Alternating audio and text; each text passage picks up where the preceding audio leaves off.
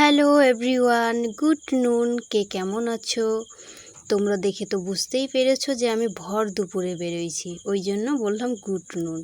যাই হোক, কে কেমন আছো একটু কমেন্টে জানাও। তো আজকে কোথায় যাচ্ছি সম্পূর্ণ ব্লগটা দেখতে থাকো, আর অবশ্যই কিন্তু লাইক কমেন্ট শেয়ার করবে ভালো লাগলে, ঠিক আছে? তো আমি এখন যাচ্ছি একটু ঠাকুর দেখতে, ছোটো মোটো। তো আমি দিশারি পৌঁছে গেছি, এই যে আমি এখন হাঁটতেছি।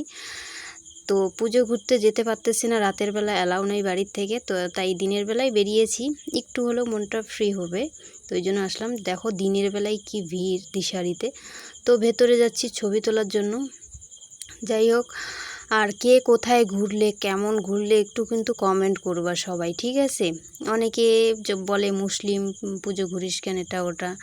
তো আমার কাছে এগুলো আমার কাছে ম্যাটার করে না, আমি ঘুরতে পছন্দ করি, এটাই আমার কাছে বড় কথা, ঠিক আছে? যাই হোক, আমি গেছি একটা কাজে, একটা বান্ধবীর বাড়িতে ইনভাইট ছিল, খেতে গেছিলাম। তো ভাবলাম এদিক দিয়ে যাচ্ছি, দাদাকে বললাম একটু দাঁড়াও, মানে টোটোর ড্রাইভার দাদাকে। তো বলল ঠিক আছে, একটু ঘুরে আসলাম। তো এখন বেরিয়ে যাচ্ছি, এখন যাব খেতে, ঠিক আছে? মানে ওটা ভিডিও করব না, কারণ মানুষজন কি বলবে যে ভিডিও করছে খাচ্ছে, তাও ওই জন্য করিনি। তো ব্যাক করলাম। এই যে এখন রাজবাড়ি দেখতেই পাচ্ছ, সবাই শুধু জোড়া জোড়া, মনটা যা খারাপ হচ্ছে না, যে আমারও যদি কেউ থাকতো তো হইতো, কিন্তু কোনো সময় মানে না, single life is best life.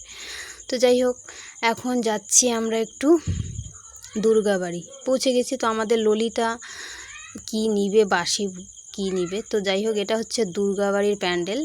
আর তো একটু ভেতরে যাচ্ছি, এখানে ভালোই বানিয়েছে, যা দেখলাম ভালোই। আর সেরকম এরকম মানে এত রোদ, কোথাও আর যেতে ইচ্ছা করতেছে না, তো এখান থেকে বেরিয়ে গেলাম। তো আজকের ব্লগটা যে একদম ছোট, যাই হোক। তো পুরা ক্লান্ত হয়ে গেছি এই রোদে, যা ছিল। আজকে অষ্টমীর দিন, ঠিক আছে? এটা অষ্টমীর ব্লগ। যাই হোক, এই বান্ধবী ললিতা মানে খিচুড়ি খাবে, তো খিচুড়ি খেয়েই বাড়ি যাচ্ছি। টাটা, ভালো থাকবে।